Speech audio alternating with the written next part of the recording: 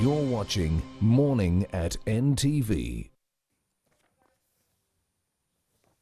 A very good morning this Tuesday, the 29th day of July. Now, yesterday was Eid, and the message I heard from some of the imams that I did see on Eid was, yes, Ramadan is a great time where people spend reflecting and trying to do good, and that is an attitude that we should continue, not only just in Ramadan or in Lent for the Christians, but it is a lifestyle we should embrace, a lifestyle we should choose to keep with us, a lifestyle that we should also pass on to our children, values we should keep dear to us. A very good morning, and this is Morning at NTV, encouraging you to maintain those great lifestyles, and indeed we shall see change in our communities. My name is Mebo Kebirunji. The team, Brian Mulondo, Simon Kasiate and Joel Senyonyi, standing by on the rooftop of the Serena Hotel. I'll welcome them back from Chibuli, where they were celebrating with the Muslims Eid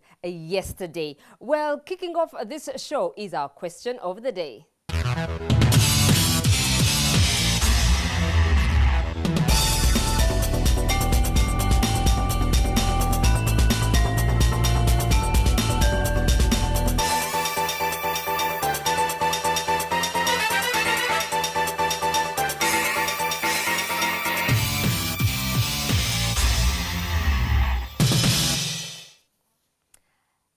What is the 7th largest country in the world? What is the 7th largest country in the world? If you're among the first 5 correct respondents, you will win yourself a Morning at NTV mug with which you can enjoy your morning tea, coffee, hot chocolate, whatever drink it is you prefer, or even bougie in the morning. You can enjoy it from that lovely mug. In the show, we shall have a bit of sport later on. We shall also have the big story, letting you know what's happening in the political scene. We shall also have everyday life and the press review. But now, let's take a look at the headlines. President Yoweri Museveni has committed the country to reducing senseless deaths arising out of inaccessibility to family planning. There was a family planning conference opened yesterday to discuss socioeconomic transformation. Florence Nalimba with that story. Uganda's first ever national conference on family planning, organized by the United Nations Population Fund, UNFPA, together with the Ministry of Health, has been officially launched by the President, with the UN Under-Secretary General and UNFPA ED, Dr. Osot Mehin Babatunde, in attendance. This conference is a follow-up to the International Conference on Family Planning. President Museveni cited countries like China, Japan and India that have achieved this even with high populations. They are much more wealthy than they were at that time. Population per se is not the biggest problem. The biggest problem is lack of economic growth and transformation. Investing in family planning and accelerating it, according to the executive chairman of the National Planning Authority, means greater economic growth by 2040. If we combine economic emphasis and family planning emphasis, we shall move from $506 per capita and we move to $9,500. In accelerating family planning, leadership is an aspect that comes to the fore, and it has worked well for countries such as Ethiopia, Rwanda and Bangladesh. President Museveni, along with other leaders, committed to increasing the budget for family planning in a 2012 Family Planning Summit in London, and this was considered a win for the country. The leadership of the President and the leadership of Uganda in this area is one which we have to celebrate. But celebrate only to the extent that we have just begun. We have just begun because until we reach every woman and every girl who requires information and services, our job cannot be complete. If you control population only, and you don't work on the other factors I have talked about, education, health, infrastructure, job creation, you are not going to go far. According to the 2013 progress report for Uganda, the Millennium Development Goals have been achieved, including halving the number of people in absolute poverty. The country is on track to achieve Goal 3 of gender equality and 4 of improving child health, plus 7 of safe water and sanitation. To development partners, however, Goal 5 of improving maternal health is still wanting, even when Uganda's family planning unmet need has decreased from 41 to 34%. Maternal mortality has remained unacceptably consistently high in Uganda, with 438 deaths per 100,000 live births. This is according to the 2011 Demographic Health Survey.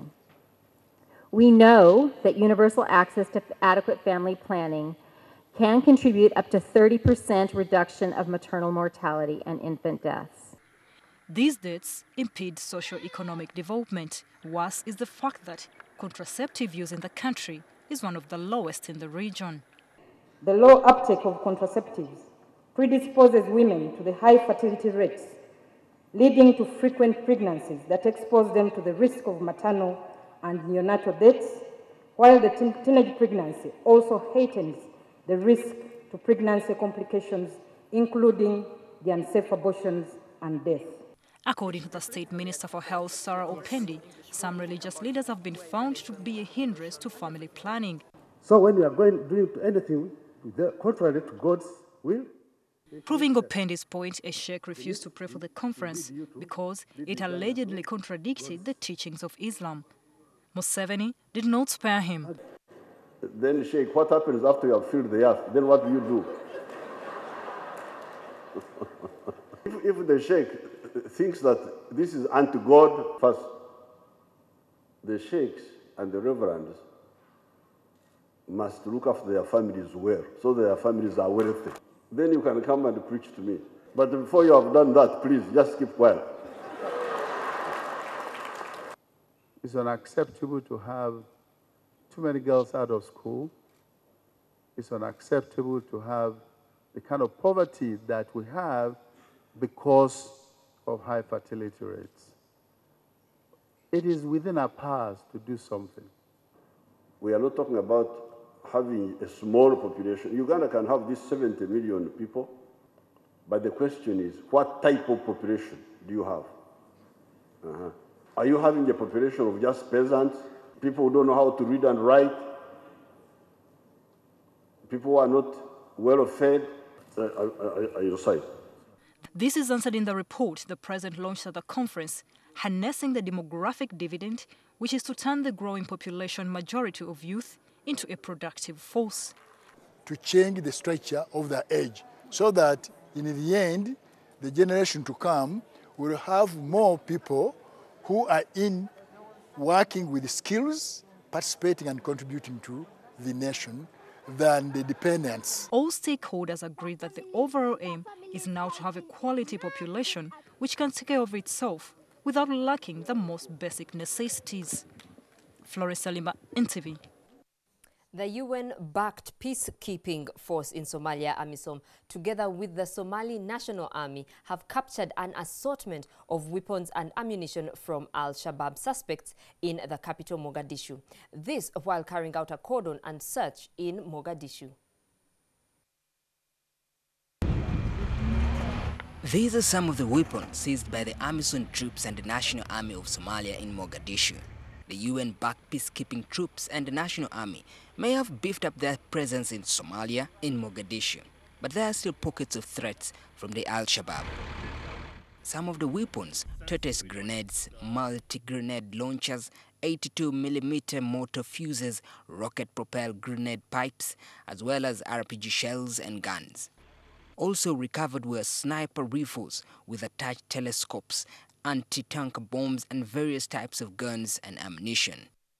The AMISOM Force Commander General Silas Ntigurira says such operations are part of the wider efforts to improve security in Mogadishu and Somalia in general. And some of them was already fixed. For example, you can see these militias which was already fixed to be used this night. General Silas believes the seizure of the ammunition is a good sign to the international community that the federal government of Somalia and the Somali people will get peace and security. International community which assure the federal government of Somalia and all Somali's people that very soon Somalia will get peace and stability. The sector commander, Brigadier Dikolum, called for vigilance, warning that Al-Shabaab often try to hide within communities. No Al-Shabaab has been written that I am Al-Shabaab. Al-Shabaab uses any equipment from anybody, even if it is equipment from AMISOM. If Al-Shabaab gets it, they will use it. The cordon and search is part of Operation Eagle that was launched recently by AMISOM troops and the Somalian National Army in efforts to break the Al-Shabaab's influence in the region. Inspector General of Police General Kale Kayihura has responded to threats by the opposition that they would ensure that he appears before the International Criminal Court for what they say are gross human rights violations. But General Kayihura says the threat of ICC would not stop him or the police from doing their work of keeping law and order. Former FDC party president Dr. Kizza Besigye told NTV that they submitted a petition backed with evidence to the Hague-based court against the police chief and await a decision. The walk-to-work protests in 2011 opened yet another chapter in the often frosty relationship between the opposition and the police. In quelling these demonstrations over the high cost of living, the police used tear gas, rubber bullets, and sometimes firepower to restore calm in the city.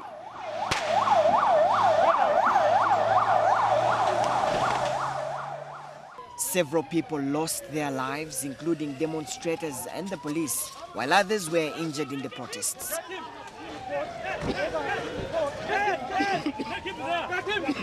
Later, opposition politicians said they had drafted a petition to the International Criminal Court calling for the prosecution of Inspector General of Police General Kale Kayihura for crimes against humanity.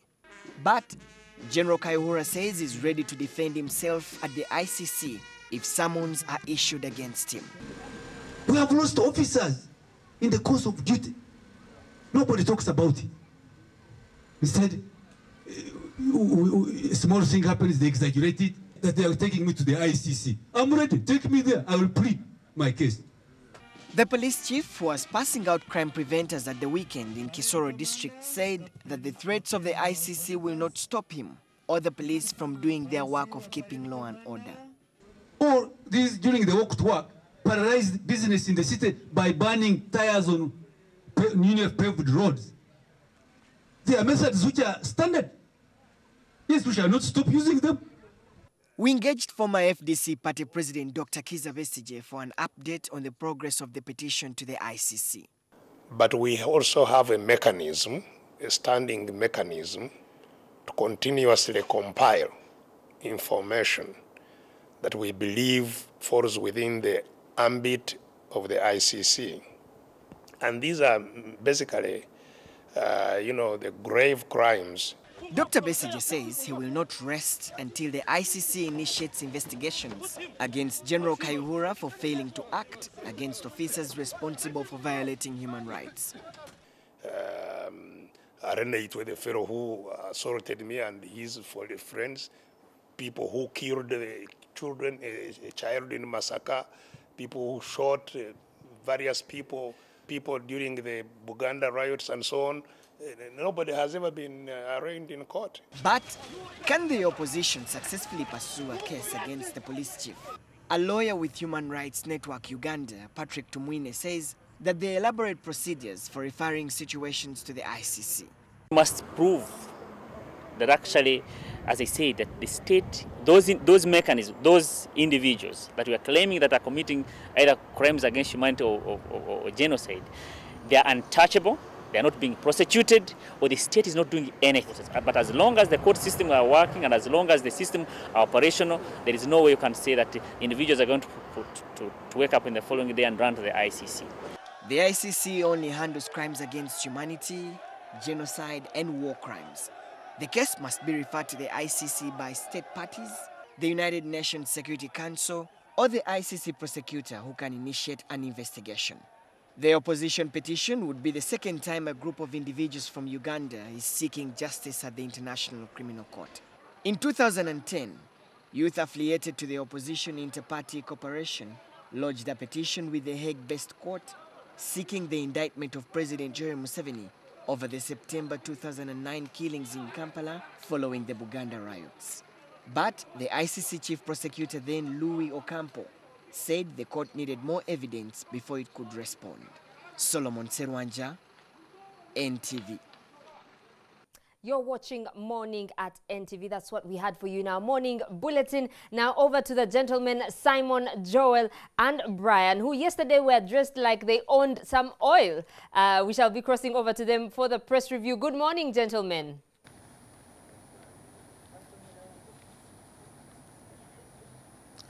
A very good morning and welcome to this edition of Morning at NTV, the morning after Eid al-Fitr. It's the 29th day of July 2014, and yes, we're back to our familiar turf, bringing to you this edition of Morning at NTV's press review. My name is Simon Kasiate, and I'm ensconced between these two gentlemen, Joel and Brian.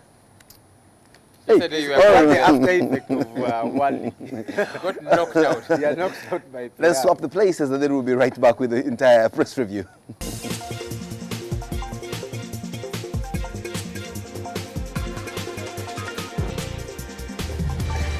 We are both in this. That debilitating, or should I say, ISO structures that you used to see in Kampala along the railway line are no more. What is there is a bunch of rubble. Thanks to Kampala Capital City Authority and other law enforcement agencies and the Uganda Railways, or should I say Rift Valley Railways, names keep changing, we're not so sure. After the eviction on the Eid al-Fitr morning, it is here in the Daily Monitor, flagged on the front page. Good morning once again, gentlemen. Good morning. What say you about this situation of KCCA? Of the residents along the railway reserve being rightfully evicted harshly? You know, many times KCCA actually does warn these people to cut them some slack. They give them warnings. Ultimatum. And but you see, in this country, we tend to imagine, no, it's okay, government will understand. You know, we always wait to do things last minute, you know, ID registrations, SIM cards. So even this one, be like, no, they'll allow us a little bit more time, you know. And it's not even just doing things last minute. It's doing the wrong thing and thinking that by doing the wrong thing over and over again, therefore, it should be justified. Yesterday, I was watching the report by our dear colleague Sheila, and I did send her a tweet in the evening. And you see, I watched the story of the eviction. And clearly, you could see that her story is skewed at trying to evoke pity from we, the viewers. Oh, people who have been illegally living on a railway reserve have now been disturbingly evicted. Oh, we should feel sorry for them. They have nowhere to go. Look at this kid. She just salvaged a piece of wood. Oh, this man is crying. He just borrowed money to build a house. She's a compassionate lady, so let's cut some slack for Sheila and Uchi. But you know, it's the same way. It's not her. All over the world. It's not her that was being compassionate. But you see, her script was such a way that I would want to feel sorry. But I did not see much in her script to tell me that, look, these are people who have been living there. Come on. I also want a piece of land in this town without paying for it. I also want to live in a place where I can comfortably call a place home. But I will not live in a road reserve or... I've always asked the question. And so if I live there against the established law and I'm evicted, nobody should feel sorry for me. In fact, the police should not have gone to evict those people. Ordinary Ugandans should start evicting people who are living off us. You see, at the end of the day, we pay taxes to maintain these roads. We pay taxes to give I think you're asking for too much there because we can't. But for me, my problem is, like I always ask you, when people set up houses under electric lines, why don't you, as an authority, come and evict them right away? Stop them. From the very start. You see them. And these people have been there for 8 years. And then you come and tell them, next month we are taking you away. But you see, better late than never. While you're right. But you can't be late for 8 years. Because either way, you see, the aspect of people doing things last minute, and that has become obtrusive in this country. No, there's no somebody puts up a structure, you say, no, it was wrongly put, and then you come to break it down after I don't know how many months. It should be done at the start. But you see, let me tell you one thing. Let's cut these people some slack. Yes. That you have been raping somebody for 10 years. and and you've been warned, we suspect, you know. Does not make it right when you are finally caught after 10 years and saying, oh, but you have been doing it for 10 years, and you know, now I had no one else to go to. The analogy is very strange. No, I am trying to use them. No, that's tangential to the issue. No, you see what we are saying here? It is no, to rape somebody. That is how I find it disturbing. That you as a citizen, you go and build a house in a road reserve. Please, yes, I understand they are poor. Yes, I understand they have nowhere to go. But you cannot tell me where do they come from. We get your point, but you see, the point you are making is these constructions actually go on under KCCA's nose. You know, they keep watching and then they wait later. And I've told you know, run into action. That you are raping somebody under the watch of others, and they are so disenfranchised to talk. That's a very strong analogy. We cannot continue raping this country because people are disenfranchised, and then later you start claiming because we've done it for a long time. My recommendation is this. My recommendation is this. They still come Ugandan funds every day. Corruption takes place under our watch. We see it happening. We aggrandize the corrupt, but doesn't mean that when they finally catch up one, the Kenyans, and then you start feeling sorry because, oh, finally I've caught up with them, oh, it is a political ploy to destroy them. No. At least some people are not feeling sorry for the corrupt activists. Is this, that now that, and you know, yesterday I was driving on Ginger Road, you know, everything is clear, I can see where it was a public holiday. Fantastic. No. Even on the weekdays when I'm going home, fantastic. Jennifer Msi, awesome job. Now from today, when you see people starting to build in places you know it's illegal to occupy them, remove them right away. Don't wait for the buildings to go up. Jennifer can do whatever she wants. She's damned if she does, she damns if she does. When she starts cracking on, we will support the moment she should do the right thing. The moment she stepped into office, she started with evictions of vendors, of hawkers. And I supported her. Then people, where do I go this? No. These are my people. My voters. My people. But look, not everybody is disconsolate about those that are corrupt. Activists are welcoming Kashaka's sentence. That is in the Daily Monitor this morning. The Lizard says, what if he was asking, is he a tilapia? Relative? Is he a tilapia? Is he a mukene? I don't know, but we need to look for the others. We need to look for the others. Yes. The Daily Monitor is bringing to us a very disturbing situation in Uganda's diplomatic circles. Now, death threats cited as Ugandan envoys fight. Now, there's a fight between career diplomats in the Ministry of Foreign Affairs and those political appointees, or should I say failed politicians who eventually find themselves serving in foreign missions. Now, the two seem not to be seeing eye to eye because others say we have walked the distance, we have kept the faith, and we are looking at, we shouldn't find ourselves in the glass ceiling where all of a sudden some guy who contested from some mayorship of Nakawa has failed to make it thanks to incompetence, then they make him our ambassador to this other place. No. So these fights are going on to the extent that now our ambassador to Cairo He's saying that some embassy officials are trying to mobilize some Ugandan students in Cairo to put up some kind of attack on the Ugandan embassy in Cairo with a view of snapping him out and killing him. You know, there's two things. There's a kleptocracy and a meritocracy. The other day I had your friend Tinkasimire calling it a kleptocracy. Kleptocracy is rulership by thugs, and some people think Uganda is slowly but surely plummeting in that direction. Meritocracy is where people run in office on merit. You are appointed, Brian, to head a certain institution to do a certain job based on merit. Yes. We don't see that in this country. That is why when somebody fails in the NRM primaries or that kind of thing, they're made RDC, they're made, career, diplomats and that kind of thing. You definitely expect a fight. With these guys who have been career diplomats, they know their thing, they know how to do it. And then this politician comes with their ineptitude and they think they're going to run things. It's bound to happen. Right. Well, President Museveni previously preached to us to produce until we can produce no more because, like China, he said a huge population is what will carry this country forward. And the argument then when he made these arguments was that, Mr. President, it also depends on the quality of the population. We are glad that many years down the road, President Museveni has finally seen the argument made by the opponents of his previous stand, and he has now relaxed his stand on family planning. President Museveni is now preaching a qualitative population as opposed to a quantitative population. Thank you, Mr. President. Now at least we know that you listen. After how long? The disturbing thing is that the church is against family planning. And yesterday we were watching news and which church? Which church? Religion. Religion, basically. Not a church. Well, religion is against family planning. All religious of them? leaders refusing to play. Some religious leaders. All of them. Okay, I think the point about the church is that there are concerns because there are certain things, which are being passed with this whole policy surreptitiously. One, for example, is giving pills and stuff to teenagers as a way of, But teenagers are having sex, so what do you do? What would be the root, I think the root we are problem? acting like ostriches. We are hiding our heads successfully in the sand, and then we will come out, and then things will be late. Teenagers are having sex, period. Yeah, so instead of giving them, okay, now, here are the pills, go continue having it, I'm sure they'll listen to us when we give them those pills, yeah? They'll also listen, I imagine, when we tell them, look, I think you need to relax a little bit, grow up some more, and when you get there, without a doubt, there are people who have been talked to and they have learned. Joel, you see, they're talking of teenagers and all that. It's not going to be enforced by the state per se.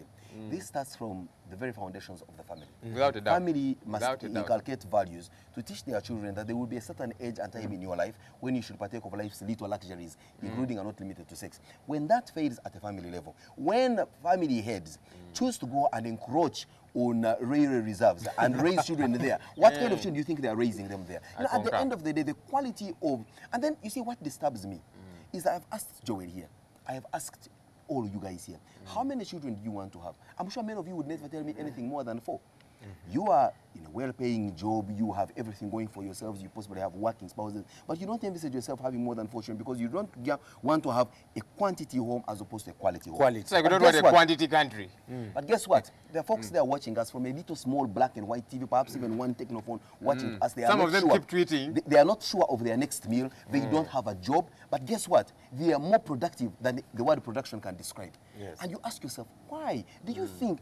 But the problem has been that many of us in Uganda think that the more children you have, the more social security you have, that these children will grow up, take care of you when you grow up. But you see, they cannot take care of you when you have grown, when you've not taken care of them as they grow up. Yeah. These are people you're going to find filling up our prisons, filling up our juvenile centers, and for the most part, not living a quality life. Right. But you see, it cannot be disabused from the issue of leadership. You know, our leaders have always told people, give birth to more people and so on. There's people in this country, you talked about locals down there, that look at our leaders as sacrosanct. Whatever these guys say, that is biblical truth, you know. So it's good. Thing because I Naduri have 200 children and all that. Naduri, and I'll tell you, some people are so gullible, they listen. Struggling to make a living here. He's working. You see him with NRM fights and all. At his age and the number of children he has, he should be relaxed. A qualitative whatever population of children, he should be relaxed, and children will be feeding him. He would be sitting on a hammock somewhere in Honolulu, as people are just feeding him. I agree. You don't want to be 70 years old and you're taking a kid to kindergarten. And you're still getting up at 5 a.m. to go and work. You know, it's totally unacceptable. Unity calls, Gaza killings, Zuru attacks dominate Eid Day preaching. And there is a center spread here in the Daily Monitor showing different sites of Eid Day celebrations yesterday. And, of course, a comprehensive story by the Monitor team talking about their comments on this. Especially, there's one picture that catches the eye of demonstrations by Muslims yesterday during prayers, holding placards reading that globalists are behind terrorism, in other words, saying they're right, are the forces that be in the Middle East. Well, in the red paper this morning, new options for AIDS treatment named. And there's also a breakdown of what you should eat when you have HIV. Okay. You know, the red paper. I did see a report. There's a report that's been released, and it says that ladies who have sex only with circumcised men have a 15% less chance of catching HIV and AIDS. And I was thinking, okay. You know, we need to keep telling people the truth, yeah? It's just like when they say men, when you get circumcised, you have a 60% chance of surviving. Men are going, you know, around in a wanton manner, and some of them, I understand, have already called to the thing. No, but you see, that's a lie. Which one? That's a lie from the pit of hell, that when you get circumcised, you won't do the wrong thing. There is a chance, but look, it's not an 100% chance. It reduces your chances. It just reduces it, but it doesn't remove the chance. Guys, so I agree with you that we should tell people the truth. How many Bagisus or Muslims have died of HIV? There would have been twice as many. No, but I see your point, Brian. You know, we tell people it's now okay, then they go running around and being very productive. There's circumcision booths everywhere. In a corner here in Kampala, you just take a turn like this. Then they give you even 4 options. How do you want it? You want it chopped with a ring, with a ring, with a rubber band, There's a country I saw they pay guys, you know, about what, 25. They pay guys about 25,000 shillings to get circumcised. They're trying to promote it because they feel this is the way to go. No, you do the wrong thing, you get it, period. And for me, I think I'd like our scientists to prove that beyond reasonable doubt. But people, are, like you said, you become so reckless, you think just because you've cut it, you go and have sex with a prostitute who may have HIV. Thereafter, you go and shower. And his character here called John Kendo Cham is honorable. I am greatly saddened by what has happened. My people have lost a livelihood, yet they have loans from banks. Others have no way they are going to spend the night. How is them in your home, John Kendo Cham? I like you love them so much. Pick them from a rare reserve and keep them in your house. What are you talking about? For me, the idea of the quality of our leadership, you see there's a quality, but then you have a quality of leadership that does not even begin to spell the word quality. Here you are, your people are involved in an illegality. What gives them the moral authority to think that because they have nowhere to live, they must therefore come and live on a rare reserve? None whatsoever. And for me, that's where I want to challenge opposition MPs and leaders who know that we are not observing the law, and you're still playing politics. Why? Because you want votes. Go and advise your people way before, because you know the law will catch up with you. And where we are heading right now, the authority wants bicycles. Yesterday, Frank Walusimbi showed that in countries that give us aid, bicycles are the mode of transportation. So we are going there whether you like it or not. So help your people to do that, to get ready. You talk about opposition. This whole thing of we Ugandans thinking that a certain entity, cloud called the government, owes you a living at a personal level. Or donors. Or donors. I just don't understand it. And this is perpetuated by our leaders. So when a guy like John Kendo Cham starts saying, oh, my people, your people are not your people if they are doing the wrong thing. There you have it. You talked about opposition politicians. Now, the quote of the day here is by Major Kainda Utafire. You know, the other day was saying, Major General. Profuse apologies, Mr. I had somebody called him Utafire. Okay, but the name is Utafire. You know, I was saying that, look, the opposition and government in this country are the same.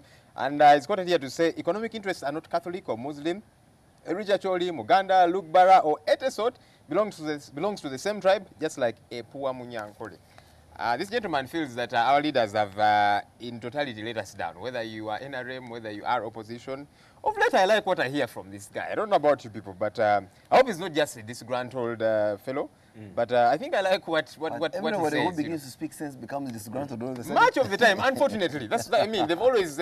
now, look at guys who are coming out to huff and puff. Sejusa, Manya, who you can name the list. You know, you're thinking, you did not see this guy things when you were inside there. Your friend, you follow on Twitter.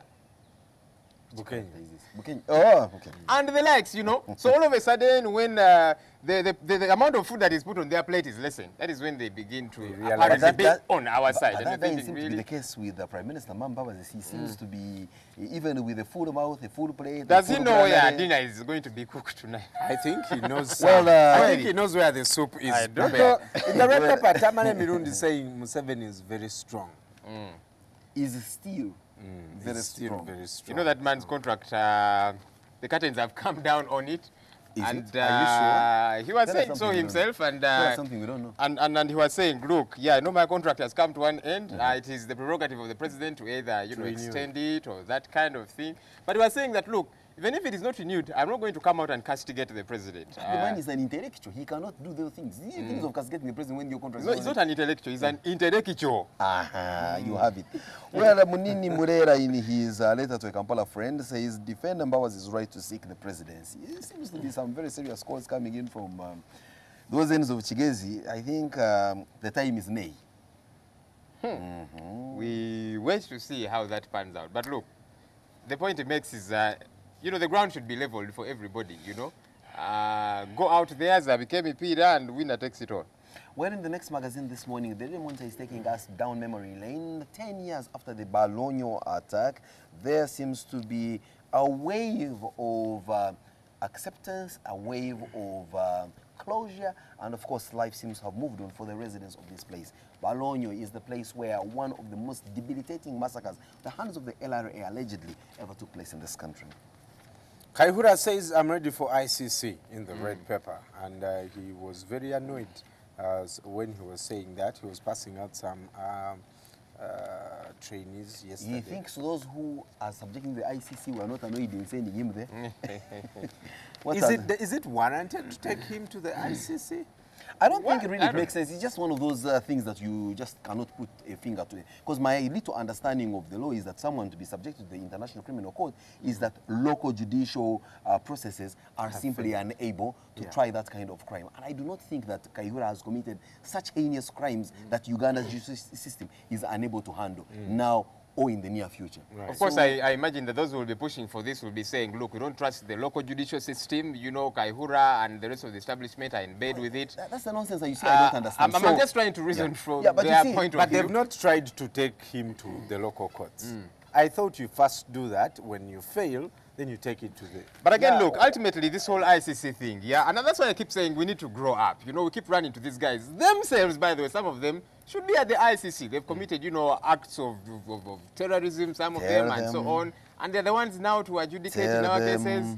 I think we need to grow up. No, but you see, I'm impressed by some of the characters who are sending others to the ICC because they don't trust Uganda's judicial system. I know them, some of them. They don't trust Uganda's education system. They send their children to study abroad. And I'm not talking about government. I'm talking about opposition politicians, and they know themselves.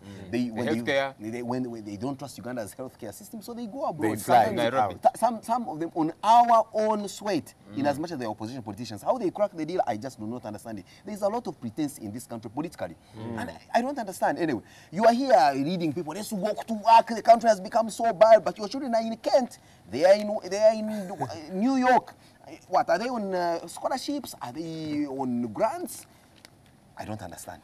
Daily Monitor here reports somewhere in Kalangala, a man won a Waraji contest and he died soon after. A contest? A contest. You know, they began to argue and say, okay, who is the best drunkard around here? So some guy bought 100 sachets and said, okay. 100 sachets? 100 sachets. The guy that won took 30 of them. He staggered to his house and he breathed his last. But he had taken his money, the 50K that he had won. So he won the contest? He did win, and then he went to meet his maker. And with you guys, we should work really hard. These are the consequences of poverty, period. You know, you're trying to make 50K by drinking 30 sachets of Waraji. You know, in this country, we drink more alcohol than milk. We are gold medalists in East Africa. I'm glad on this show we drink milk every drink morning. milk, yeah. Except me. But you grew up drinking milk. I already had my fair share. So for us, let's compensate. We used to drink chai mukalu. Each time you see a person in the cup, let's take some milk now. Well, here we have it. Now we're going to cross over to Mabel to tell us what's happening on the international scene. Is she having for us some more interesting stories coming in from Scotland, where the Commonwealth Games are raging on?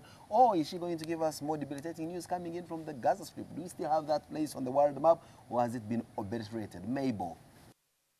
Simon, and indeed I have a bit of both. But let's start with an interesting story. The first time ever a Pope has actually visited a Pentecostal church. Pope Francis visited a church in Italy, in Caserta. He met privately with the Pentecostal preacher Giovanni, an old friend of his. And it's a way of pressing, I guess, outreach to the evangelicals. He says he also apologized for the Catholic persecution of Pentecostals during Italy's fascist regime, when the practice of their faith was forbidden, and stressed that there was unity in diversity within Christianity. Now, moving on to the BBC Africa page, this is a blaze that actually started yesterday in Tripoli, Libya. A tanker, a fuel storage facility, caught fire, and there are about 6 million liters of fuel there. And apparently now a second storage tank has caught fire as well. Government blames the clashes between rival militias for starting the fire, which it says may cause humanitarian and environmental disasters.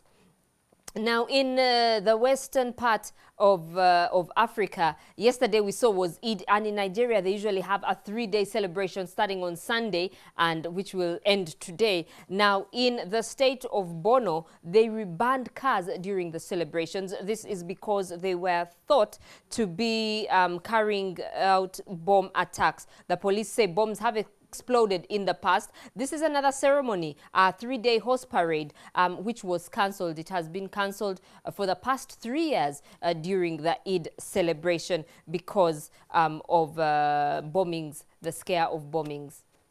Now, Simon did talk about this. We see here Adam Jemili winning silver for England in the men's 100 meters behind Jamaica's Kema Bailey Cole. He took the gold in the 100 meters. Remember, this is a game that Usain Bolt is not taking part in. But I think this is a new crop of 100-meter people that we have. Bolt is only competing in the sprint relay at the Commonwealth Games. Now on to sports still. On the Sky News page, a gentleman we haven't spoken about in a while, Donald Sterling, has been forced to sell the Clippers. His wife went ahead and signed, but he went to court challenging the decision, but he lost the appeal yesterday.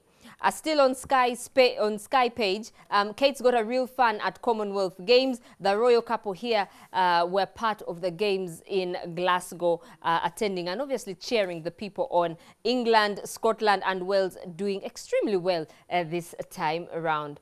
Also on the Sky News website, Hamas leader's house has been hit by an Israeli missile. It did cause damage, but there were no casualties.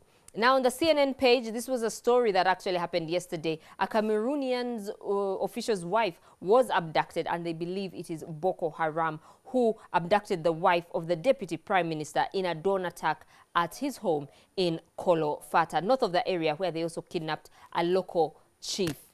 Now, this is another interesting picture from the Commonwealth Games. These are two girls here, and the Queen is behind here, and they're talking about it as being one of the best photo bombs that we have seen this year. Now, I couldn't recognize my own children. Fighting is still going on. Palestinians say that more than 24 people were killed as rockets were fired from the Israeli side into a refugee camp and a hospital. Netanyahu says Israel must be ready for a prolonged military operation in the Gaza Strip. Yesterday, we did see that actually the militants in Gaza had said they would lay down their tools in respect for Idi. Actually, not lay down their tools, but lay down their weapons. But we did see fighting going on, and this ceasefire that has been put in place and not respected, I wonder what will happen. That's all we had for you. Morning at NTV continues after this break.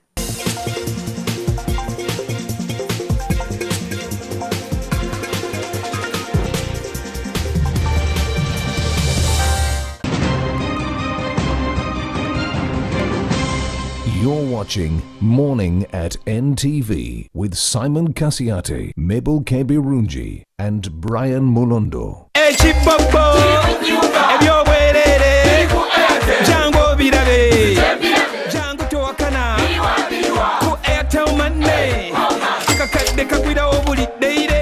Yes, Towakana with 1 million shillings up for grabs every day. Kagwida Woku Airtel Money. Simply send and receive money. Top up your airtime or data. Pay for utility bills, groceries, fuel, and much more with Airtel Money. And you could be one of the day's 5 lucky winners. And if Mr. Money and his crew find you making a transaction, you win cash on the spot. Terms and conditions apply. Airtel Money. Simple, secure, instant. Coming soon on NTV.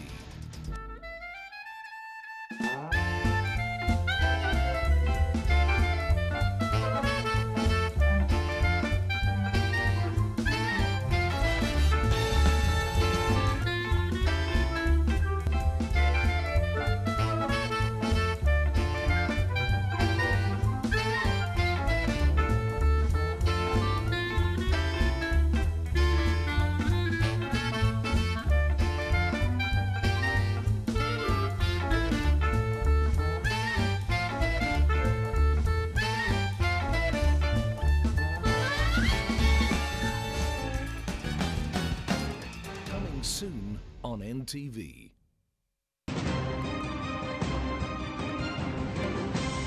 You're watching Morning at NTV with Simon Kasiate, Mabel Kebirunji and Brian Mulondo. Thank you very much for joining us. We now cross over to Simon for the big story, and he's here and not at Chibuli where he was yesterday. Good morning, Simon. Yes, good morning, Mabel. Indeed, very rightly said, I am at the usual location on the rooftop of the Kampala Serena Hotel, ready to discuss with you the big story this morning. And this time we are talking about vocational skills, vocational training, that ability not to shun what you ordinarily call blue-collar jobs, the kind of place where the many youth who are clamoring for jobs can actually find a solace, because there you never go wrong when you have a skill to your hand, because somebody, many people out there actually need that skill and they're willing to pay for it top dollar. We'll be right back.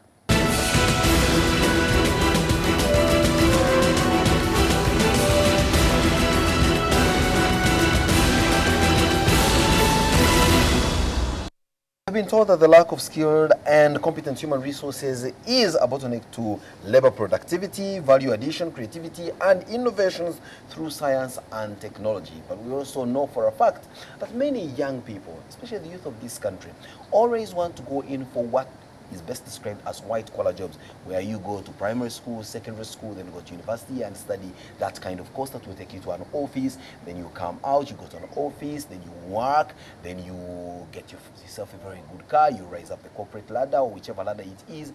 You never really find people say, I want to position myself to be that guy that whenever a lawyer wants to have his shoe mended, I will be there to provide that service. Whenever a lawyer, whenever a doctor needs his plumbing to be done at his home, I'll be there to offer that plumbing service. That whenever a journalist like Simon here really wants his window fixed, I should be there to offer him that service and charge him top dollar.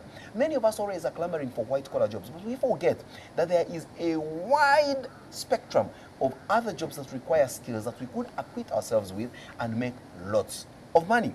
Who do you think fixes your air conditioning when it falls down? What about your car?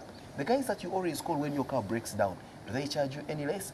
What about those who fix a leaking pipe at your home?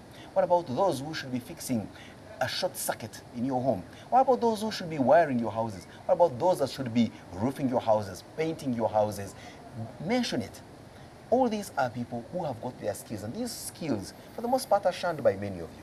This morning, we have a discussion with an interesting young man, a guy who has decided that formal education for white-collar jobs is not the thing for him. He will go out there, do his vocational training and his skills, come and do what many of you regard as blue-collar jobs. But when he gets in here, he will make quite a living. He's made a living for himself, but he hasn't stopped there. He's decided to go back and entice many of you to follow his example, and not just by preaching, but by actually doing something about it. He runs a training center called Equip Youth Africa, somewhere in Weyogere. His name is Edison Imwesiga, and he joins us this morning to tell us at least a little bit of this whole vocational training, why it's not catching as much fire as it is, what are the challenges in there, but what are the opportunities for those of you who manage to get yourselves skills. Edson, good morning. Good morning, Simon. That's been a very long intro about yourself. Maybe you may just need to bring us to speed of exactly what you do. I mean, people are now seeing you in a suit, but when the sun rises, you remove these things and get down to some serious work. What exactly do you do? I went through vocational training. I did electrical. I went for specializing in air conditioning. Where I specialized, I also did computer engineering. There is a question that you rose a few minutes ago. He said, why is not vocational training catching fire? I think it is lacking. It's lacking a campaign like this that we are on today. And I want to tell you all viewers that vocational education is all about touching, feeling, testing, and fixing. So it is about learning to do. It is not learning to know. It is learning to do. Okay? So the ball is in your hands. The parents who are watching us right today, really the ball is in your hands. Whether you want to take But how did you end up in vocational training? Is it because you failed to go through normal formal education? Was it a choice that you made? Or were your parents supportive or were unable to take you to that? Because many times people think that people like you who divert off to vocational training is because possibly you're faced with constraints of finances, or you even the academic school didn't really measure up, things like that. And that puts a stigma on your move to that direction. Okay, right from the way I live my life, I want to live a steady life. And you know, see, life is like a river. It's the way you cross the river. You either cross on the fiber or you pour concrete on where you're stepping. So that is my approach. Okay, and it was my decision to go vocational.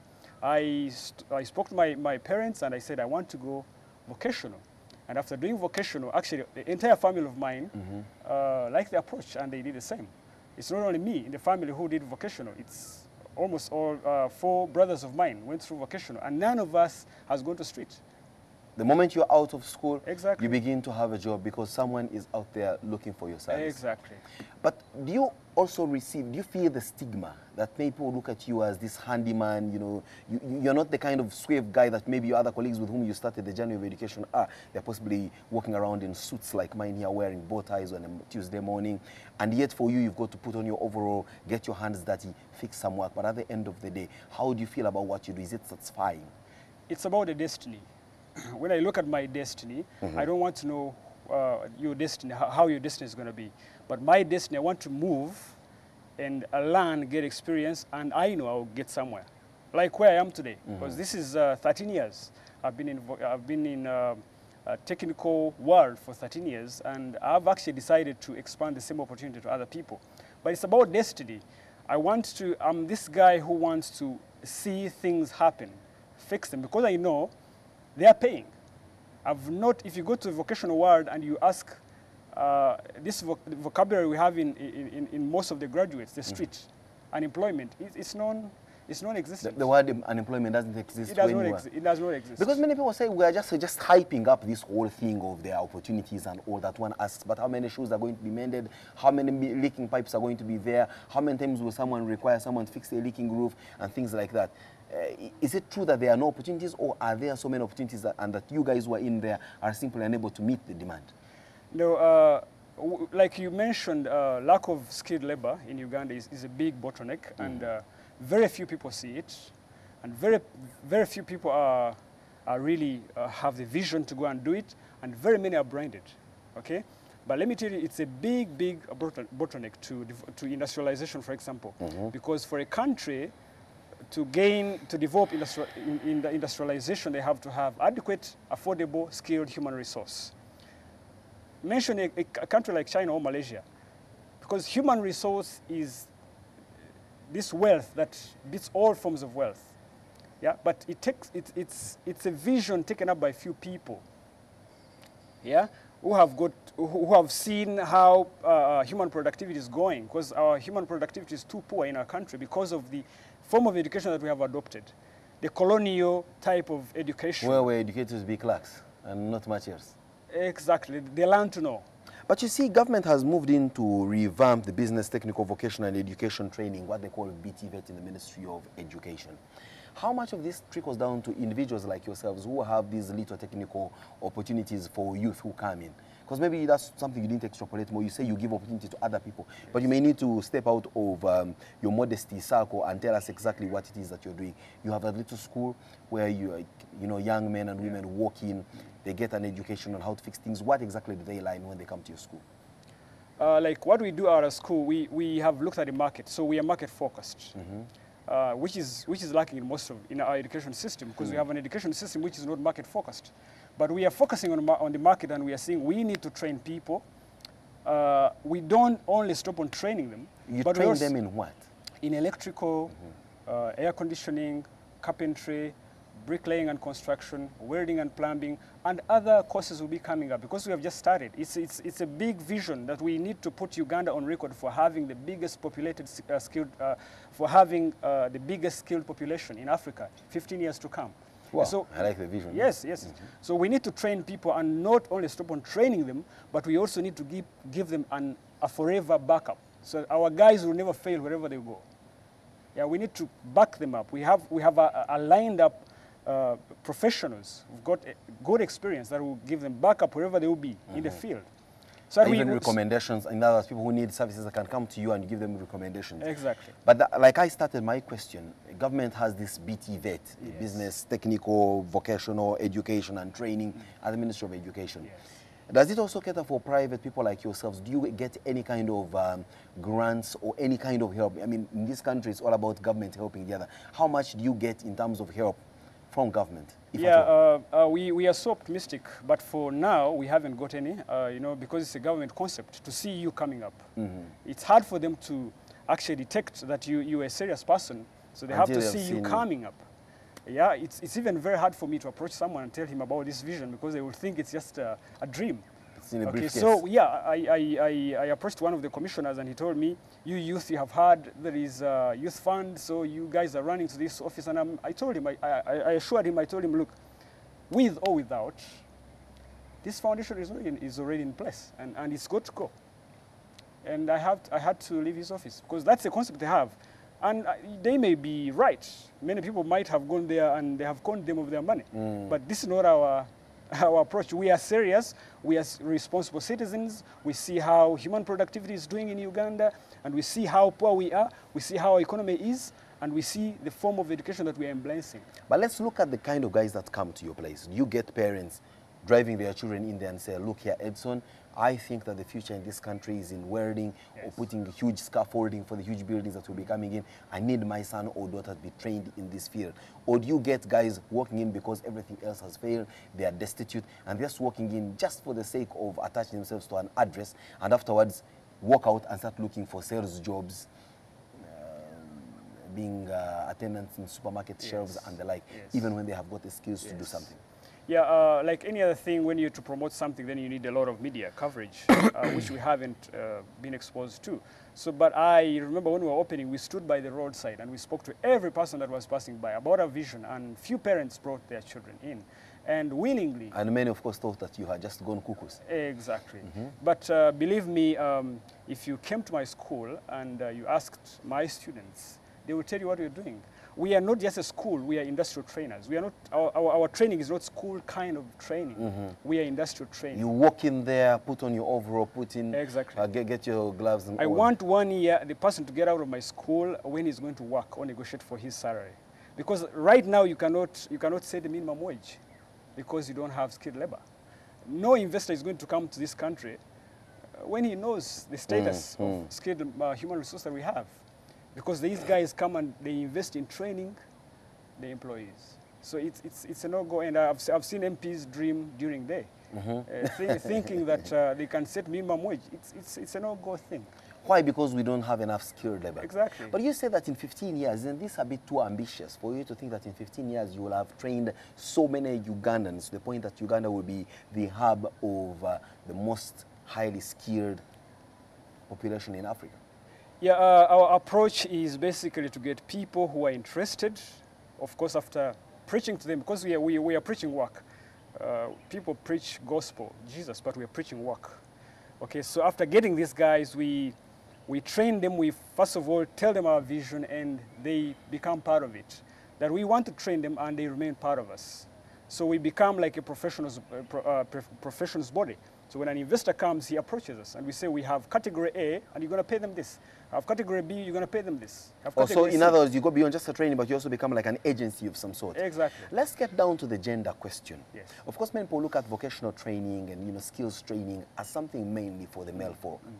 How, from the field, is it trending for you? Do you still see a shining from ladies to partake of this? Of course, they've always clamored equality, emancipation, and the like, but then there will be certain areas they do not want to go into.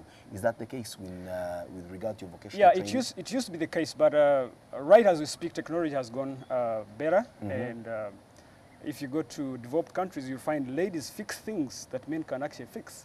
So it's the advancement in tools, in equipment, okay?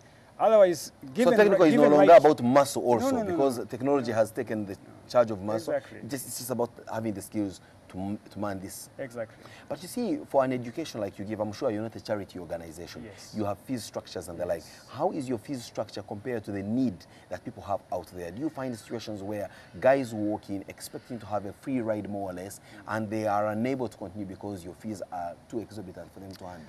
Now, the fees structure is really considerable because we know, our education, our economy has not been able to support education. So free education has not been the best thing for us. And very many people have dropped out. When 500 finish primary 7, then at senior 4 you have 300. At A level you have 100 and something. At the university you have almost a quarter of what finished primary 7. So we know that finance is one major concern. And so we are not looking at this project as a profit thing. What we are looking at is we need to have jobs for them. And that's where we're looking at getting money from. So our fee structure is really favorable, and believe me, everyone would benefit from it. Because we put this foundation for everyone to come and benefit from it. Yes. Yeah, but you see, Edson, again, when you tuck away your your institution? I mean, there are very many government vocational centers which train in the exact courses that you are training. Exactly. What makes you think that you will get the kind of response to your school as opposed to an already established government vocational education center? What a good question. We have vocational schools, we have universities, but they are still on the colonial kind of teaching, yes. So a person finishes a course and is good to go for industrial training, and from there he's exploited, he works for 4 or 5 years, when he's not even able to raise money to marry someone's daughter, and he's basically there for 10 years and he's frustrated. But we are looking at the market. I want to teach someone how to clad a building. I want to teach because that's what is trending. That's what people want today. Exactly. We are field trainers. We really train people what is basically necessary in the field. So that's why I'm telling you that 1 year is just enough for me to train someone to go and be ready for work. Thank you very much, Edson. You wouldn't have extrapolated a little bit more about vocational training than you have done today. Exactly. Let's take a short break. When we return, as Simon says.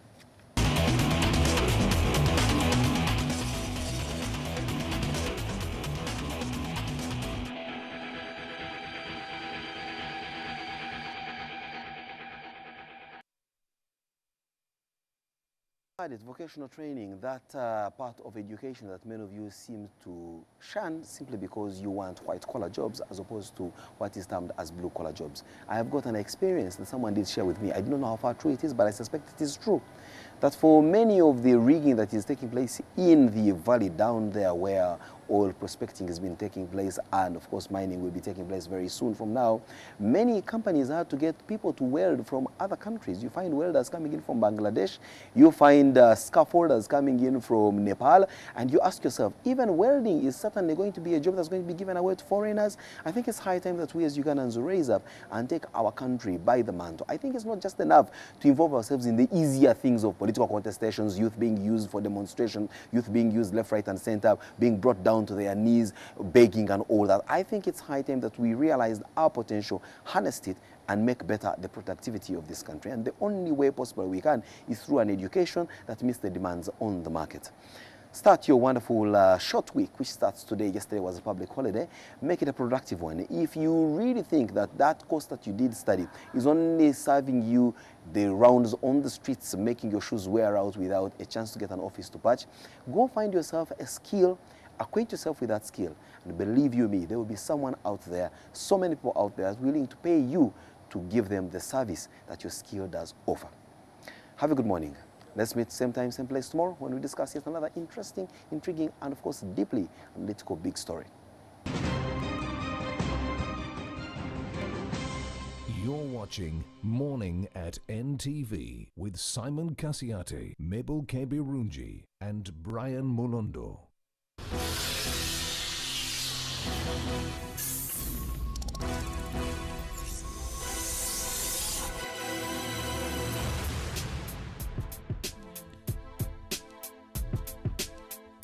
Follow the beat, follow the beat, follow the beat, follow the beat. Follow the beat. Follow the beat, follow the beat, follow the beat, follow the beat. Follow the beat. Follow the beat, follow the beat. Follow the beat. Follow the beat, follow the beat, follow the beat, follow the beat. Follow the beat.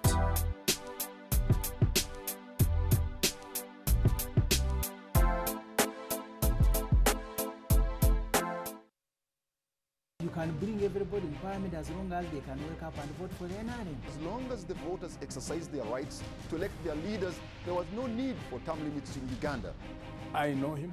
I know how he operates. I know how he thinks. There are ways you can go around these obstacles. Why should I conduct myself as if I am a Muyai? It's absolutely true. I admired President Museveni.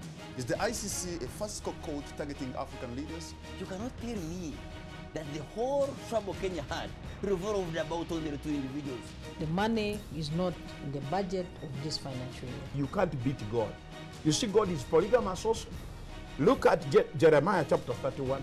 The security of this country will largely depend on the contribution that the people make.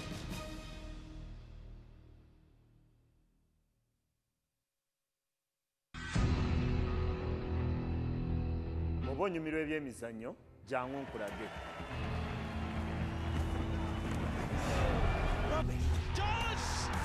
And Adam Johnson, the boyhood Newcastle United man, Derek, flying in the face of all football logic. A magnificent goal by Robin van Persie. Ferdinand! Everton lead at Old Trafford. Walcott, Giroud. Suarez. Super Suarez. Hazard backs it up. Checo finds the net in spectacular style. Robert penalty for Borussia Dortmund. And he scores.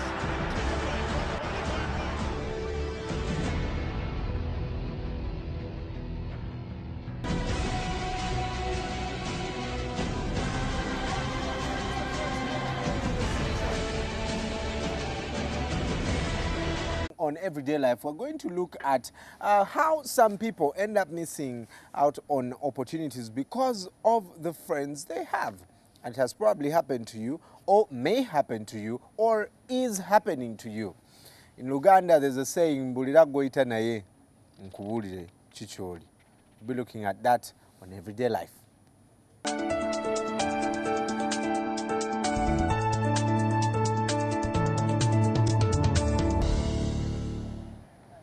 This morning, Christine Babazi joining us. Christine is a life coach. She has been on T-Nation before. Good morning. Yes, morning. How are you? Fine, thank you. Thank you so much for joining us. It's a pleasure to be here. How true is this statement? Tell me who you are and I will tell me your friends and I'll tell you who you are, because some of us maybe we zone out. We may have very rowdy friends, but we still keep our calm. Yeah. We do not necessarily do what they do. Yeah. We're different. It's, I think it's something we've all experienced in one way or the other. We've selected friends, not intending to even be friends with certain people, but you wake up in the morning and they've actually become your friends. But you realize that over time they influence the way you think, the way you dress, the way you act, and everything around you. If you're a positive person, many times you become negative if you're hanging around negative people. What's very interesting is many times even when we meet people in life and we like them so much already, and probably they have the kind of behavior that is not appropriate, and we have this mentality of, no, he's nice or she's nice, I think I'll change her or I'll change him. You've made such scenarios, yeah? Because I personally, I think I fell victim of that even in school. I remember there was a group of girls that I really wanted to be friends with, stylish, nice, funny, and all that kind of thing. But along the way, as much as I'm a strong-willed person, they actually got to change me. Until I woke up one morning and I looked in the mirror and I'm like, who are you? Yeah. When did you get here? When did you start believing and doing certain things this way, you know? So it's very, very important that we get conscious and very, very serious about the kinds of people that we hang out with. Whether you want it or not, sooner or later, they get to influence you. This is the kind of example I also love giving to the young people when I move to schools, because I move so much in schools talking to young people. Have you ever watched a movie and probably there's this word they're using that is like, for example, I don't want to be so obscene, but you've had words like fuck you, yeah? And all of a sudden you're conversing with people and you say, and you just say it. You just throw it there because and you're like, you've been consuming that. Exactly. So you tend to have it unconsciously, and then you speak it out and you're like, oh my goodness, where did I get this word? Or you have a friend who normally uses things like WhatsApp or what's going on, man? What's going on, man? You know those things. So all of a sudden you're also starting to behave in the same way, and you're thinking, who actually behaves like this? You're like, oh yeah, it's Brian who says this phrase, and you did not intend to actually use or behave in that way. I'll give you an example. I never used to believe in lipstick, being smart, high heels. So I get this friend. Natural. You know, I was always a natural girl. I had this friend. She would talk about lipstick, making up, high heels, and I tell her, no, I think when I put on high heels, I get so tired, I do this. I would always give her excuses. She's like, please style up. I am so tired of your excuses. Today, let's try this, let's try that. I woke up one morning, I looked at her, I looked at myself, there was no difference. I was like, no, is this what it means to choose friends in society and the kinds of company that we associate with? Why am I giving you examples about myself? It's because I'm a strong-willed person. I'm the kind who would always think that I cannot be changed. I cannot actually change other people. But along the way, I've realized that people have influence. You'll meet someone very quiet and very humble, and you think, this one, I'll manipulate Very and control. passive, they can, Trust me, give it 1, 2, 3 years, you'll start behaving like them, which is not fair. So if in most cases, especially if they are not well behaved or they have a character behavior that you don't believe in, And I always tell people that, honestly, there's no way you can hang around someone who is a thief and you don't believe in stealing later, because they'll give you 101 reasons why it's okay. Yes. So later on you start believing. And if you hang around someone who behaves well, goes to church, there's the way you admire and also want to do what? To behave like such people. So it's very, very important, whether you want it or not, to always hang around people that have the same belief with you or are better than you. Because even when you look back in the days when we were still very young and teenagers, many times you wanted to hang around the dull people. You know, especially if you're dull, you want to hang around the same. No, seriously. And then at the end of the day, performing very poorly. I always tell young people, if you know that you're weak, look for the intelligent ones. Don't hang around the same people. But the intelligent ones don't want to hang around the weak ones. Believe me, it is called super gluing, Brian. If I know I can get something from you, or my friendship with you is going to take me somewhere, why can't I just maybe probably be nice and take time? You know, the first time you approach someone and they give you a negative response, many times we give up there and then, But what if you kept on trying and kept on trying? And even if one person rejects you, I don't think a whole class or all your friends are going to reject you, Where is the difference between associating, for example, with people? You know, when you give that example, I think a couple of weeks ago, someone gave an example of manipulating people who are better than you so that you go ahead. Especially, for example, if you want a job promotion, you become friends to the bosses or the people that make key decisions. You use them so that you get to the next level. So where do you cut the line between using someone because you want to go to a particular goal and actually identifying people who can help you grow? Because I find that that's a stark difference there. But many cases, the people that can help you go to another level, many cases you can't be friends with them. A friend is someone who you really spend so much time with, These people may not have as much time as you want, probably meet them once in a while, have a chat here and there. But there's this person that you often meet, someone who you know that in good and bad, they'll be there. Right. People you look at and you actually have something in common with them, When people look at you, both of them, the first question, even when you say Brian is my friend, they'll be like, what do you have in common with Brian? Yes. You get my point. So the thing is, we have very manipulative people in society, and even us individually, we've all been manipulative in one way or the other. We can't deny that. But the thing is, you can always even tell someone who is being manipulative, But even when someone is being manipulative for a certain position, many times we may fall blind and someone probably goes through and you think they came in a genuine way. But time always tells who is who at the end of the day.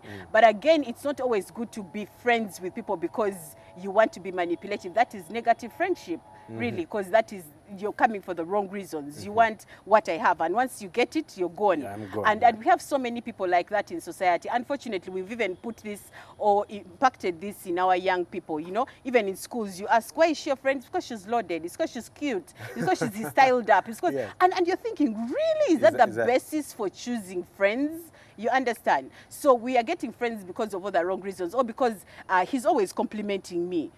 But majority of the people are actually doing that with the wrong motive behind. When I tell her this, she'll feel flattered, and then you understand. So you have to take time to choose your friends, and then also know what they stand for and because some can also be very hypocritical.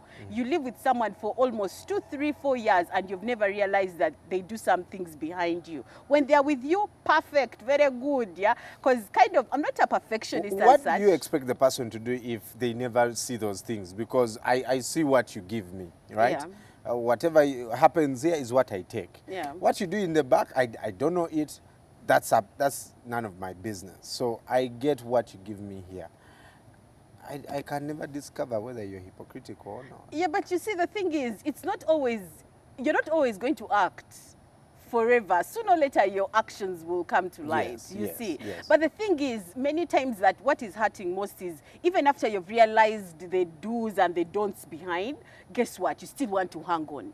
You still want to hang around this person. Tolerate them. You tolerate them. And then you even want to think, I will change them. As if you're God, you know? And then at the end of the day, you wake up one morning and they've actually changed you instead of you having changed them. Because many of the friendships we have that in life, you'll never have a perfect relationship, yes? Some will give you hardships and grief constantly, but then you hang in family, friends, acquaintances. It doesn't matter really where they're coming from. But the thing is, how they impact your life is for a lifetime. Right. Yeah. You talk to many young people. Yeah. How, especially if we can help parents this morning, how do I make sure that my child gets the right friends? Because I know for me, my mother, if I told her I'm from this one's place, we first go back to the place. She talks to the mother, she talks to the father, she must know where my friend stays. In this day and age, I guess that is absent also. Yeah. So for parents right now, how do they help their young people get the right group of friends? The best way I can answer that question is the parent being the friend first. Because you're the first role model and the first teacher that any child will ever have. So that's why you see that I will hang around someone who believes in me, who cares, who I think believes in me, cares about me. And if you as a parent, a child doesn't believe that you care and love them and you're not their friend, it will be very hard to correct them or instill certain habits or behavior in them. Look at this, Brian. If you got a problem right now, who would you run to? Someone you call your friend. It may not even be your mom.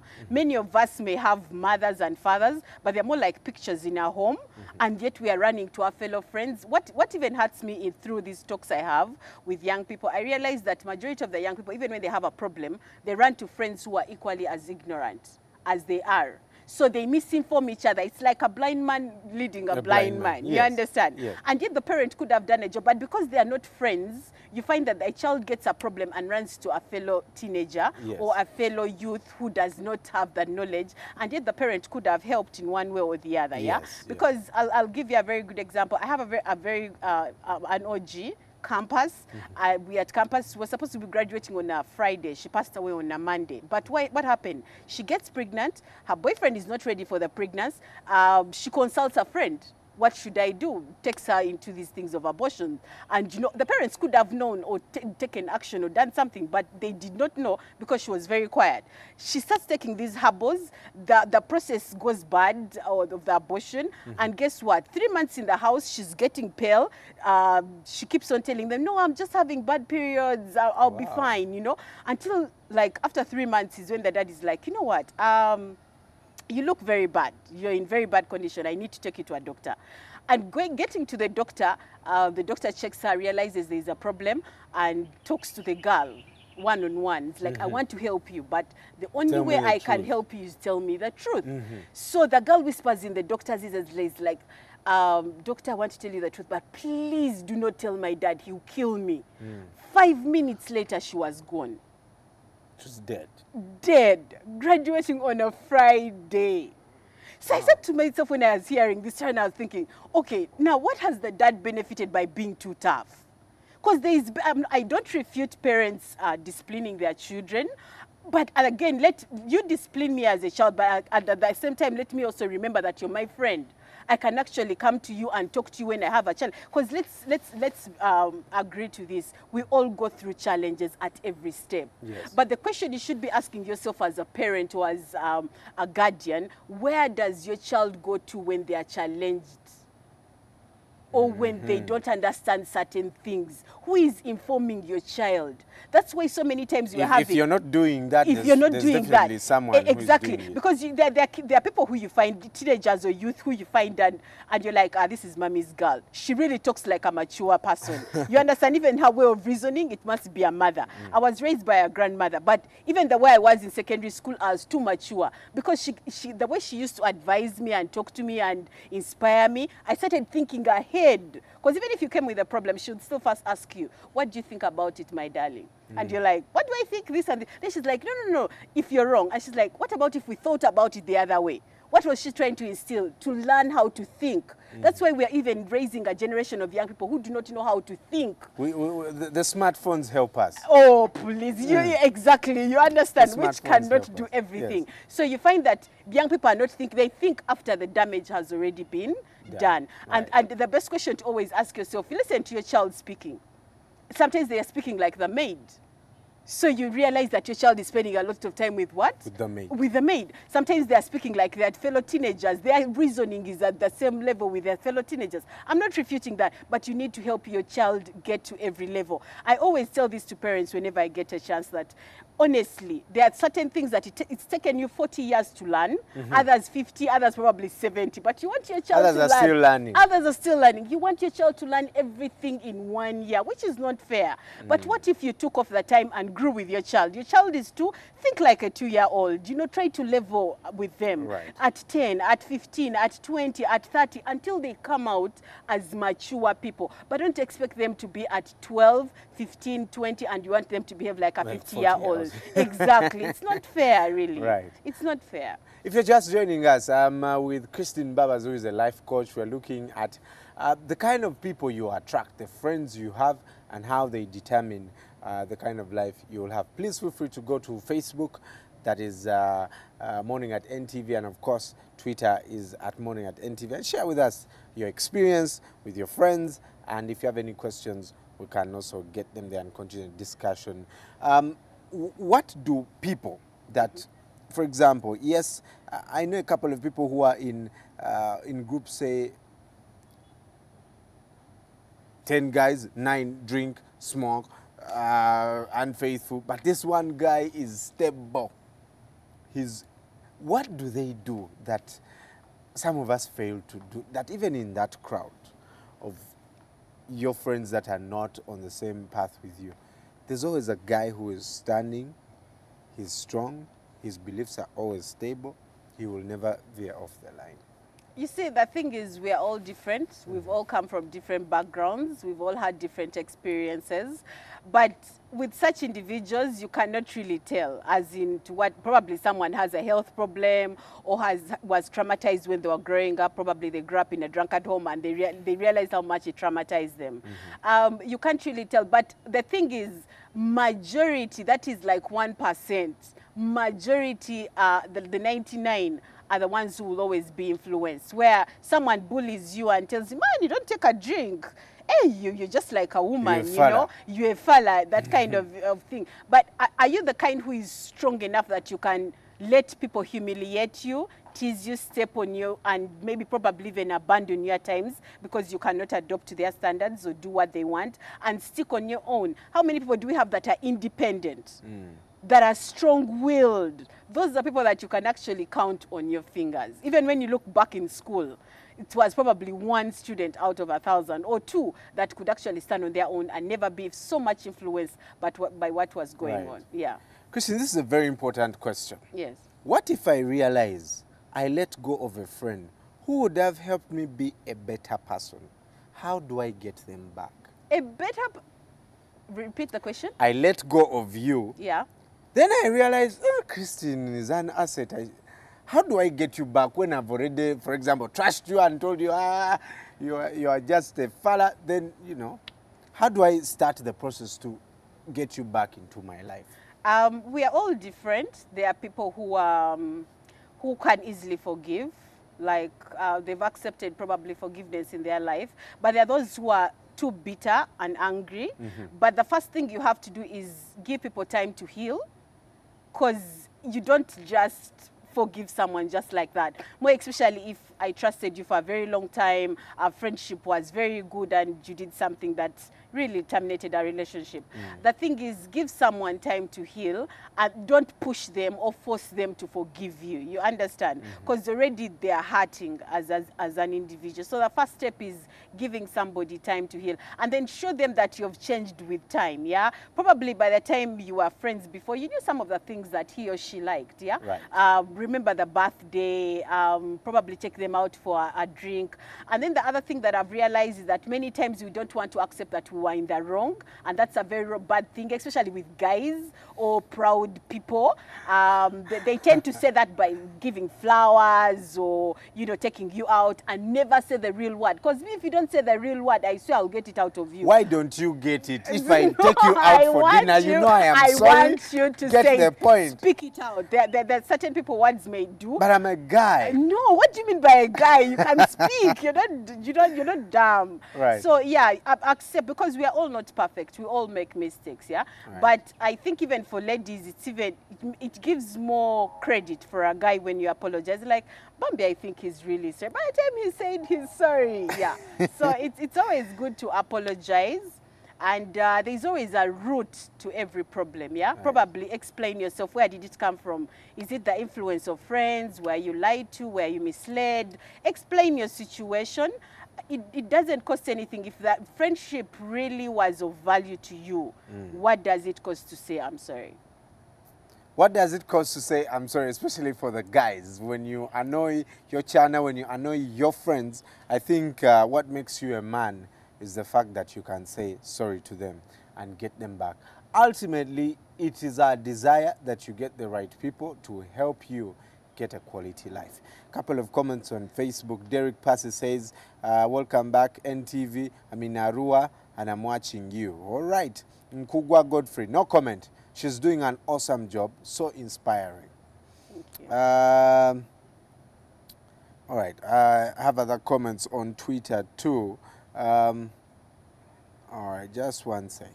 James saying, thank you so much, Christine, for talking. How can we get your contacts? We'll be sharing them with you on our Facebook page and Twitter, and you can get in touch with her. She does also school tours, and she goes and talks to young people about being quality teens. All right, so I don't know, Isma, if this also works in football or in sport.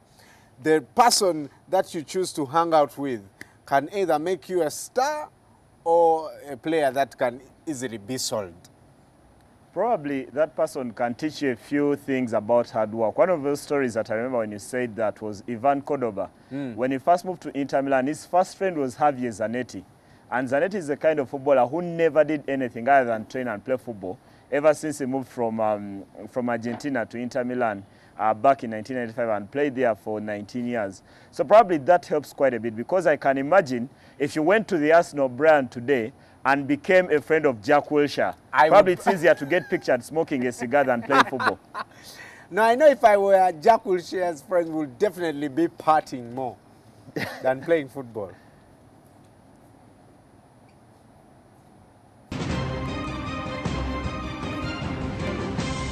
You're watching Morning at NTV with Simon Kasiate, Mabel Kebirunji, and Brian Mulondo. I've received the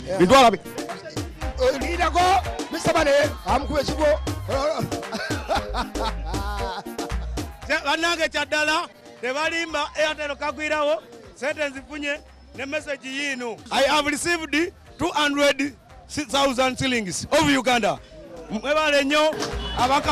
Kituufu towakana akakadde kalamba kagwirawo buli lunaku ku Airtel Money. Kyangu nnyo, weereza obafuna ensimbi, saako airtime oba internet, sasula biiru zo, amafuta n'ebirala ng'okozesa Airtel Money. Oyinza okuba omukuba nnamukisa 5 abagenda okuwangula ensimbi buli lunaku. Ate singa Mr. Money n'ekibinja kye bakusanga ng'olina ky'okolako ne Airtel Money, owangulirawo ensimbi mbagirawo. Amateeka n'obukwakkulizo bigobererwa. Airtel Money. Simple, secure, instant. It is very important when government is planning to consider both the current and the future generations. But when you look at the Public Finance Bill 2012, Clause 55.3 says that oil revenues will only be used to finance infrastructure and other development projects of government, and not recurrent expenditure. As civil society, we are saying that is wrong. There is need to strike a balance and have at least some money devoted to social sectors like education and health, agriculture, and also to consider some marginalized groups. Everyone wants a copy. Sign here, sign there. Therefore, ask your MP to support the change that all revenues should also be distributed to other sectors of the economy. This message is brought to you by CS Bank. Hey there, Mr. Krabs! Are you ready to party? I like to move it, move it. I like to move it, move it. I like to move it, move it. You like to move it, move it. Wow! Hello, fellow motor enthusiastics. Oh, Mr. Krabs! Isn't there any way for us to return all of them back to normal? Hey! How did he do that? The Red Ranger's a bigger problem than I thought! It's time to finish this thing up! What can I do to make them love me again? What are you drawing, Kitty? Mega Rangers?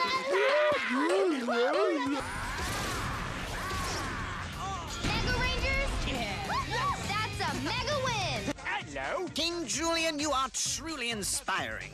Ow! Sponge pot. Nice, fantastic.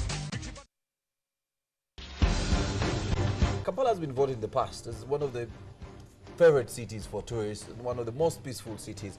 That is something that is changing. Kale Kaihura, the Inspector General of Police, and President Yoweri Museveni, their alliance, they can only crack down or stop individual strikes and individual demonstrations. But I don't think they can stop the growth of militancy. No holds barred. Besigye and Lukwago have particular grievances against the government, some legitimate, some misguided.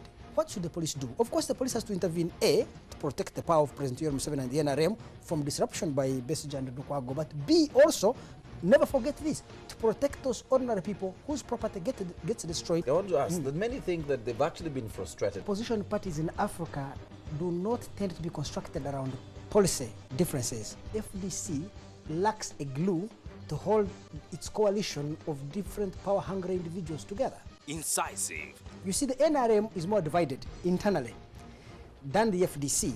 The advantage with the NRM is it has political power. Analytical. I think that one of the best organized political parties in Uganda is the PPP, the People's Progressive Party with Dan Sali. This idea that everybody is telling around the world that Africans are poor and they cannot contribute to their own political and social emancipation is crap. In fact, I think that the opposition parties in Uganda have to win an election in an unfair and unleveled ground. Newsnight with Andrew Mwenda. TV cares. Kindly join us in this noble cause. We present to you a fusion of local and international art cultures with live music performances by Maurice Kiria, Maurice Harser and other artists, while supporting the people of Napak, Karamoja. This 31st July 2014 at the Lawns next to Koloro Airstrip at 6:30 p.m. Tickets are now available at the Soundcap Garden City, the Lawns in Koloro, and homeduka.com.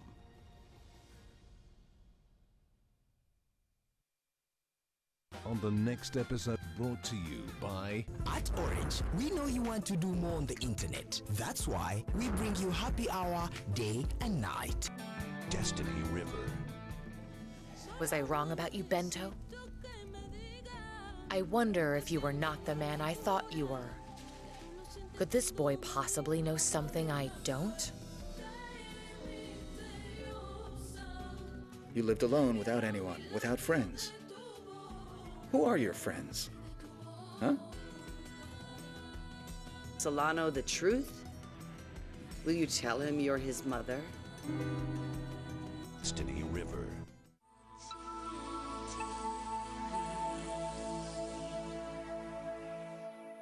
You can download movies at the lowest prices and never fast from Orange. Dial *133# to buy a data bundle. Happy hour changes with Orange. Today changes with Orange.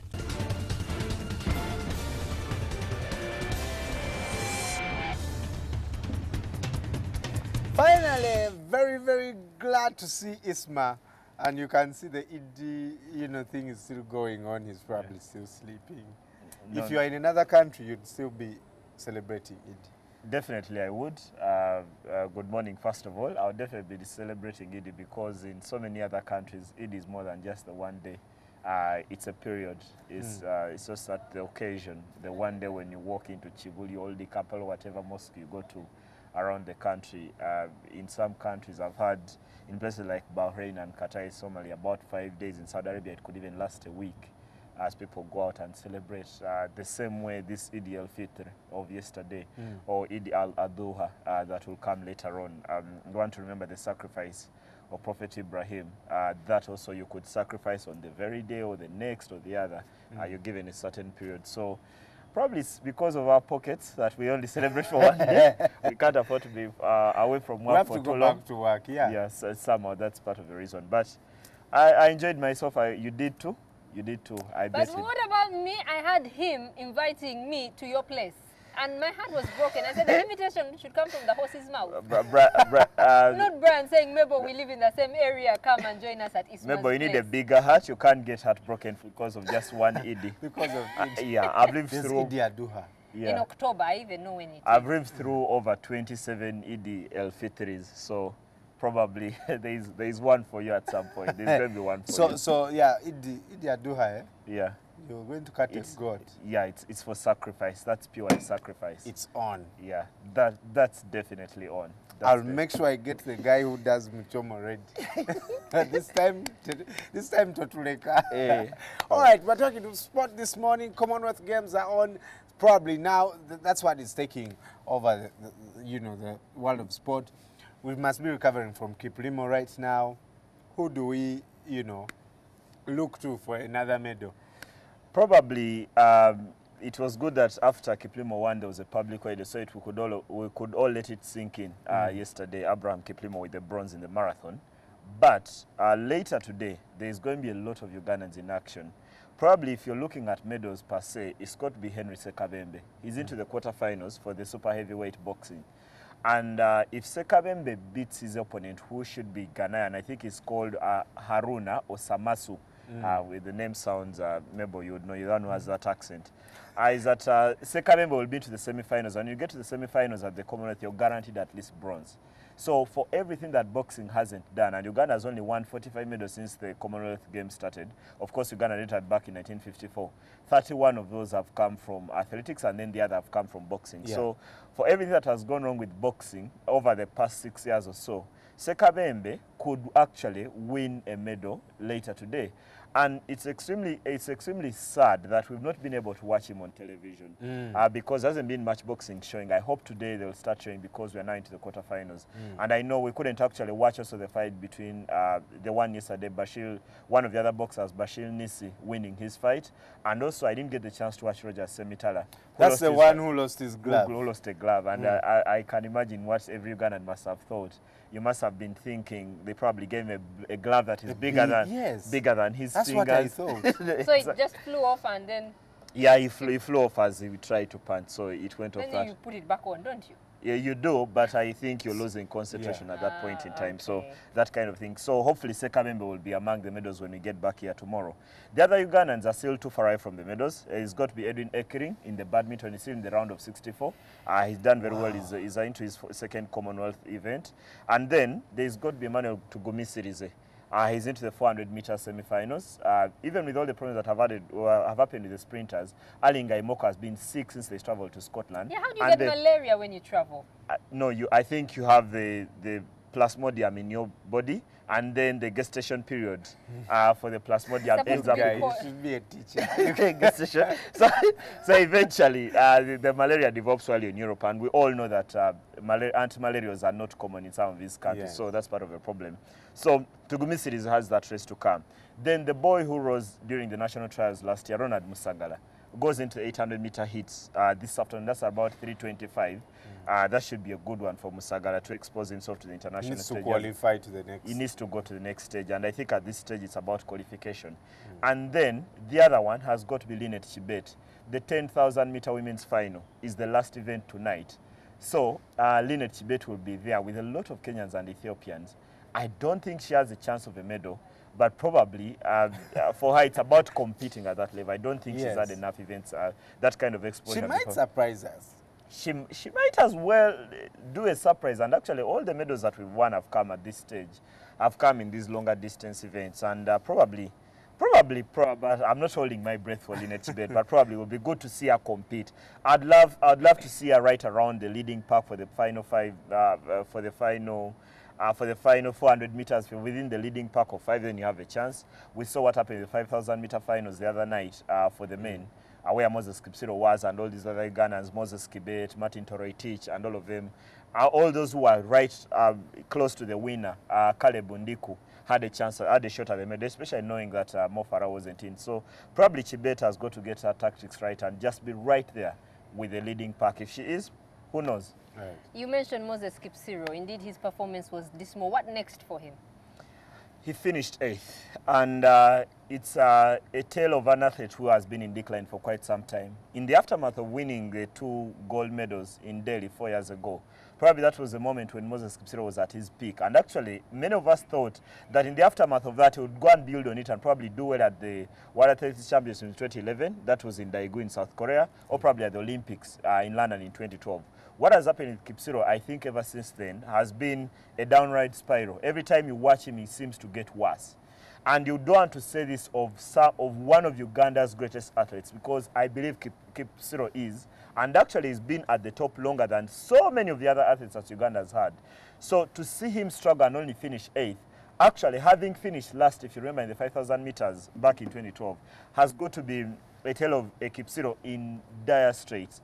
Now, he still has a 10,000 meter final. If you ask what next in the immediate term, there's a 10,000 meter final to come. You hope that Kipsiro will do well in that one. But the odds are not very good for him even performing and probably getting the top 5. For large space of that 5,000 meter final, was almost beaten by Moses Kibet and Martin Toroitich. Eventually put it back together and finished 8th, and actually probably got his tactics wrong and couldn't defend. He already lost the gold he won in Delhi. I don't think he'll be able to defend the 10,000 meter gold. If he does, then I'll know he's the biggest comeback king in sports. Probably Kipsiro will be. I've got to feel for him at this point. The injuries haven't helped this year. He's been injured. And actually he spent some of this time getting involved with the politics of the Uganda Athletics Federation, because he's the one who proved to be the voice. He's the one who quarrels about the allowances, the one who helps the girls when all these things happen to them and the coaches are using them as probably second wives, that kind of thing. So probably the concentration on athletics is gone, and it's extremely disappointing. Where do we go wrong as Ugandans? Kipsiro is a testament of where we go wrong. Took his eye off the ball, I think, slightly, and you can see he's paying the price on the track. Yes. Yeah. And that's the problem, you know, you pay as the individual. It has nothing to do as, you know, with the country. Exactly. Because the country keeps sending athletes. So Yeah. very, very sad. Let's pray that they will bring something back home. But we haven't had a lot of opportunity to watch these games, actually. As far as you're concerned, tell us some of the most stunning performances so far. Australia have been enjoying Glasgow. They've been piling up the medals, because every time you switch on the TV, you see an Australian whiz past to gold. And actually, the biggest of them was that Australian, the one we talked about, Brian, Michael Shelley, the one who won the marathon. And actually, I remember the commentator saying that Michael Shelley has not won gold. He's beaten Africa, because that's the point when Africa doesn't win, because gold in the marathon, the long distance is Africa. And actually at that point, probably, and that's why they have 87 of them, 87 medals, 30 of them gold.